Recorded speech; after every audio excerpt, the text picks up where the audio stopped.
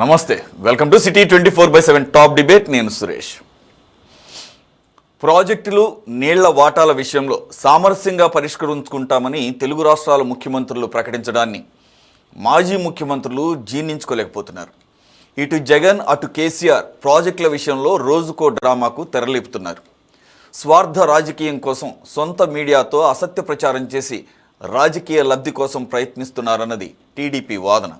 మరి రాయలసీమ ప్రాజెక్టులకు నిజంగా అన్యాయం చేసింది ఎవరు? ముందుగా అంశంపై డిబేట్లో పార్టిసిపేట్ చేస్తున్నారు తెలుగుదేశం పార్టీ అధికార ప్రతినిధిని, అలాగే సీనియర్ నాయకులు కంచర్ల విజయభాస్కర్ గారు. నమస్తే అండి. వైసీపీ స్టేట్ జాయింట్ సెక్రటరీగా ఉన్నటువంటి మొయినుద్దీన్ గారు జాయిన్ అయ్యారు. నమస్తే అండి, welcome. Senior journalist, political analyst Koteswara garu ఉన్నారు. నమస్తే సార్, వెల్కమ్. మరి కాసేపట్లో కాంగ్రెస్ ప్రతినిధి బాజీ గారు జాయిన్ అవుతారు. సార్ విజయభాస్కర్ గారు, మేము గతంలో ఎప్పుడైతే రాయలసీమ ఎత్తిపోతల పథకం ఎవరు ఆపించారనే విషయంలో డిబేట్ చేసినప్పుడు కూడా మేము స్ట్రైట్గా ప్రశ్నించింది ఒకటే. రేవంత్ రెడ్డి గారు అక్కడ నేను మాట్లాడి చంద్రబాబు నాయుడు గారితో నేను ఆపించానని చెప్పేసి ఆయన క్లెయిమ్ చేసుకుంటున్నప్పుడు ఆయన రాజకీయ లబ్ధి కోసమే క్లెయిమ్ చేసుకుంటే ఉండొచ్చు. కానీ వాస్తవం అవాస్తవం అనేది కుండబద్దలు కొట్టినట్టు చంద్రబాబు నాయుడు గారే చెప్పాలి. ఈవెన్ మిగిలిన ఎవరు కూడా కాదు. ఎందుకంటే ఆయన క్లియర్గా చెప్పింది ఏంటి, నేను చంద్రబాబు నాయుడు గారితో నాకున్న సంబంధాల ద్వారా నేను ఆపించానని. అది అవాస్తవం అని మీరు చెప్తున్నప్పుడు చంద్రబాబు నాయుడు గారితో చెప్పించడానికి ఏంటి వచ్చినటువంటి ఇబ్బంది? లేదు, రేవంత్ రెడ్డి గారే పొరపాటు ఇదేంటి దాన్ని క్లెయిమ్ చేసుకున్నాను, అది మరో రకంగా నేను దాని మీద ముందుకు వెళ్ళవద్దు అన్నట్టుగా చెప్పాను తప్ప ఆపించడం కాదు అని ఆయనైనా చెప్పాలి. అలాగే మీరు అసలు దీన్ని ముందుకు తీసుకువెళ్తారా లేదా అనేది కూడా చెప్పాలి. యాక్చువల్గా అవి రెండు కూడా ఇప్పుడు కోటేశ్వర గారు చెప్పినట్టు అటు పాలమూరు రంగారెడ్డి కానీ ఇటు రాయలసీమ ఎత్తిపోతలకు కానీ రెండింటికి కూడా ఎటువంటి అనుమతులు లేవు. అవి రెండు అక్రమ ప్రాజెక్టులు అంటారు మేధావులు కానీ ఈ నీటి నిపుణులు కానీ. మరి అక్రమ ప్రాజెక్టులు కట్టేది సార్ టెక్నికల్గా అదే అంటున్నా. మరి ఆ టెక్నికల్గా ప్రపోజల్స్ రాకుండానే పనులు చేయడం అంటే తమ వారికి చక్కగా కోట్ల రూపాయలు కట్టబెట్టడమే అవుతుంది. ఎందుకంటే ఇప్పుడు బూడిదలో పోసిన పన్నీరే కదా, 1000 కోట్లు ఇటు కానీ అక్కడ ఎంత ఖర్చు పెట్టారో కొన్ని వేల కోట్లు అంటున్నారు అవి కానీ. సో విజయభాస్కర్ గారు లేనట్టున్నారు. మనం మొయినుద్దీన్ గారితో మాట్లాడదాం. మొయినుద్దీన్ గారు, సార్ కన్స్ట్రక్టివ్గా అడగొచ్చు. మేము ప్రయత్నం చేశాము, స్టే వెకేట్ చేయడానికి కూడా ప్రయత్నం చేశాము, కానీ కుదరలేదు. కానీ మేమే పనులేమో ఆపలేదు. ఏదో చెప్తున్నారు కదా, మీ పనులు కంటిన్యూ చేసామని.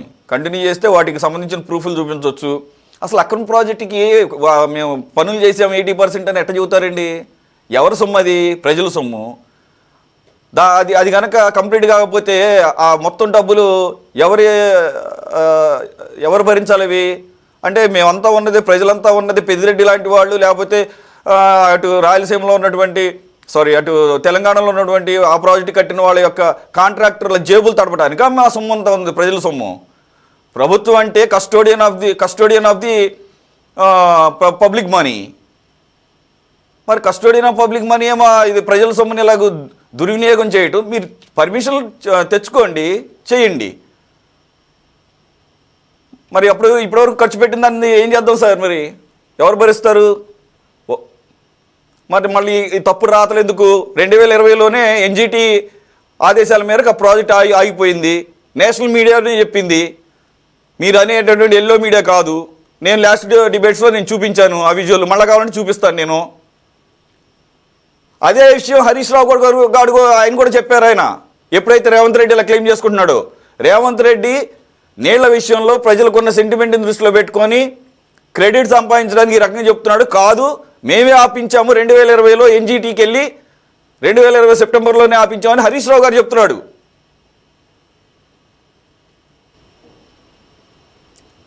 మొయినుద్దీన్ గారు, మీ ఆడియో మీట్లో ఉందో ఒకసారి చూడండి సార్.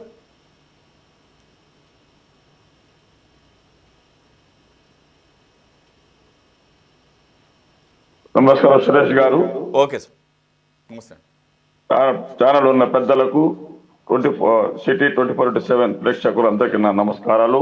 ఈరోజు అందరికీ పేరు పేరున భోగి శుభాకాంక్షలు తెలియజేసుకుంటున్నాను.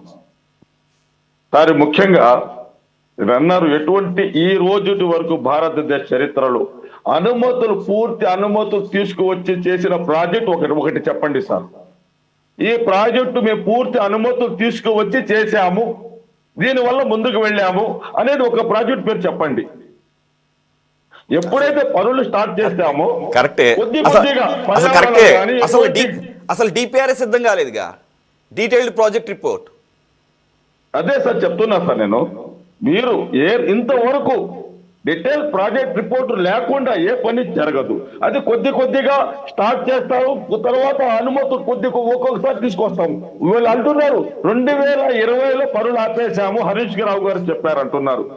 హరీష్ రావు గారి మాటకు ప్రాధాన్యస్తున్నప్పుడు 2021లో 2,60,00,000 పెనాల్టీ ఎందుకు వేశారు సార్ ఆంధ్రప్రదేశ్ రాష్ట్రానికి? వేస్తారు, ఎందుకు వేశారు? టైం పడుతుంది. అదే మీరు అనుమతులు లేకుండా పర్యావరణాన్ని రూల్స్ ని వైలేట్ చేసినందుకు వేస్తారు, తర్వాత వేస్తారు. ఎందుకంటే ఎటువంటి అనుమతులు లేకుండా పనులు మొదలు పెట్టి స్టార్ట్ చేశాము కాబట్టి 2,60,00,000 పెనాల్టీ వేశారు. రాయలసీమ ఎత్తిపోతల పథకం ఆంధ్రప్రదేశ్ రాష్ట్రానికి కానీ రాయలసీమ ప్రజలకు కానీ ఎంతో ముఖ్యమైనదని చెప్పేసి ఆ రోజు జగన్మోహన్ రెడ్డి గారు చిత్తశుద్ధితో దూరదృష్టితో తీసుకొచ్చిన ప్రాజెక్టు సార్ ఇది. ఈ రోజు 87% దాదాపు పూర్తి అయిపోయింది. జగన్మోహన్ రెడ్డి గారు దాదాపు 4,333,000 కోట్ల రూపాయలతో హంద్రీనివాస్ కేటాయించారు సార్. చంద్రబాబు నాయుడు గారు ఈ ఎత్తిపోతల పథకం అందరినీ కేటాయించిందంత సార్ 2014 నుండి 19 వరకు కేవలం 288 కోట్ల రూపాయలు 0.12 కోట్ల రూపాయలు మాత్రమే కేటాయించారు. అంటే ఎవరిది చిత్తశుద్ధి సార్ చెప్పండి సార్ సురేష్ సార్, మీరు చిత్తశుద్ధి ఎవరిది? ఇక్కడ జగన్మోహన్ రెడ్డి గారిదా, ఇక్కడ చంద్రబాబు నాయుడు గారిదా? ఎవరు రాయలసీమ లిఫ్ట్ ఇరిగేషన్ పనులు మొదలు పెట్టి స్టార్ట్ చేస్తా ఉంటే కృష్ణా బ్యారేజ్ దగ్గరికి పోయి ధర్నా చేసింది టీడీపీ నాయకులు, దేవినేని ఉమా గారు. ఇది నిజమా కాదా? దేనికి చేశారు చెప్పి ఆపమని సార్. అవును, ఎన్జిటి కూడా అదే చెప్పింది. ఇది అవసరం లేదు. అవును, ఎన్జిటి కూడా అదే చెప్పింది. ప్రజాధనం వృధా చేయొద్దని చెబుతారు ఎవరైనా కానీ. సార్ మీరు చూస్తున్నారు హంద్రీనివా ప్రాజెక్ట్ ఎంత దూరంగా వచ్చింది సార్ పనులు ఇప్పటి వరకు. హంద్రీనివా పనులు పట్టిసీమ పనులు ఎక్కడి దాకా వెళ్ళాయి? ఏ విధంగా కుప్పలు నీళ్లు వెళ్ళాయి? ఏ దారిని వెళ్ళాయి సార్? ఏమి జరగకుండానే నీళ్లు వెళ్ళిపోతాయి. దాని ద్వారానే మొన్న పయ్యావుల కేశవ్ గారు మంత్రులు అంటున్నారు, మనము ముత్తుమరి ద్వారా మాల్యా ద్వారా ఎత్తిపోతలు తీసుకొని మనకు సరిపోతుంది నీళ్ళని. ఆ నీళ్లు సరిపోయేటట్టయితే ముత్తుమరిలో కేవలం 1 నెల అంతా ఎత్తిపోసినా కూడా 1 టీఎంసీ నీళ్లు రావు సార్. ఈ రోజు మన ఆంధ్ర రాష్ట్రానికి రాయలసీమ పట్టిసీమకు కావాల్సింది నీరు. ఆ నీటి కోసం మనము పోతిరెడ్డి పాడు మనకు ముఖ్యము. ఆ పోతిరెడ్డి పాడు నిర్వీర్యం చేసేసి మాకు పోతిరెడ్డి పాడు అవసరం లేదు, మాకు మాల్యాసాలు, మాకు ముత్తుమరిసాలు, ఇక్కడ నుంచి నీళ్లు తీసుకువద్దామంటే ఎంతవరకు సంబంధం? మీరే చెప్పండి సురేష్ సార్. ఇది ఆంధ్రప్రదేశ్ రాష్ట్ర ప్రజలకు, రాయలసీమ ప్రజలకు ద్రోహం చేసినట్ట కాదా? ముచ్చుమరిలో మీరు పూర్తి నెలంతా తోడి నీళ్లు ఎత్తిపోసినా కూడా 1 క్యూసెక్ 1 టీఎంసీ నీరు రాస్తారు. మనకు డైలీ పోతిరెడ్డి పాడు ద్వారా 3 టీఎంసీల నీరు వచ్చినప్పుడే మనము ఇటు సోమశిలకు కానీ మిగతా ప్రాజెక్టులు కానీ నీరు అందించగలం. ఇన్ని వదిలేసి జగన్మోహన్ రెడ్డి గారు అన్యాయం చేశారంటున్నారు. ఇప్పుడు second point sir, Harish Rao చెప్పింది పట్టుకున్నారు. గౌరవ ముఖ్యమంత్రి, తెలంగాణ ముఖ్యమంత్రి రేవంత్ రెడ్డి గారు అసెంబ్లీ సాక్షిగా చెప్పారు, నేనే ఆపించేశాను, నేను మాత్రమే ఆపించాను ఈ యొక్క రాయలసీమ ఎత్తిపోతల పథకాన్ని. నేను చంద్రబాబు నాయుడు కన్విన్స్ చేశాను, ఆయన ఒప్పుకున్నాడని ఒక అసెంబ్లీ సాక్షిగా ఒక ముఖ్యమంత్రి మాటకు విలువ లేకపోతే ఎవరి మాటకు విలువ ఉంటుంది సార్? ఎవరి మాటకు విలువ ఉంటుంది? మొయినుద్దీన్ గారు కరెక్టే. ఇప్పుడు ఎవరి మాటలు నమ్మడానికి లేదని చెప్పేసి మనకి అర్థమవుతుంది. అందు గురించే హరీష్ రావు మాట్లాడాడనో రేవంత్ రెడ్డి మాట్లాడాడనో చంద్రబాబు నాయుడు ఖండించలేదనో అవన్నీ అవసరం లేదు. ఇప్పుడు మేము డిస్ప్లే చేస్తున్నాం కదా, అది ఇంగ్లీష్ న్యూస్ పేపర్, అది నేషనల్ మీడియాలో దాంట్లో వచ్చింది, చదువుకోండి. NGT halts Rayalaseema lift irrigation project because of lack of the permissions. ఒక్క నిమిషం ఆగండి సార్. అది ఎప్పుడు పేపర్, అది 2020 సెప్టెంబర్ది. ఓకేనా. కాబట్టి ఏంటంటే రేవంత్ రెడ్డి గారి వ్యాఖ్యలు నేను కూడా ఖండించాను. చంద్రబాబు నాయుడు గారు ఎందుకు దీని మీద పెదవి విప్పరు అని చెప్పేసి, కానీ ఆయన విప్పాడు. కాకపోతే కోటేశ్వర గారు చెప్పినట్టు బీటింగ్ అరౌండ్ ది బుష్ లాగా తెలంగాణ నాయకులు మాట్లాడేది, రేవంత్ రెడ్డి గారు మాట్లాడిన అసంబద్ధమైనటువంటి వ్యాఖ్యలు అన్నారే తప్ప అది అవాస్తవం అని చెప్పేసి అనలా. సరే, మరి టీడీపీ వాళ్ళకి ఏమన్నా మరి గాంధీవాదాన్ని ఏమన్నా పుచ్చుకున్నారేమో నాకు తెలీదు. వాళ్ళు అక్కడ ఈ పార్టీ ఆ పార్టీ అని కాకుండా తెలంగాణలో అటు బీఆర్ఎస్ ఇటు కాంగ్రెస్ రెండూ కూడా అసత్య ప్రచారాలు చేస్తున్నప్పుడు వాళ్ళెంత ఘాటుగా చెప్పారో ధీటుగా చెప్పారో అంతే ఘాటుగా ఎందుకు రిప్లై అవ్వరో నాకు అర్థం కానటువంటి విషయం.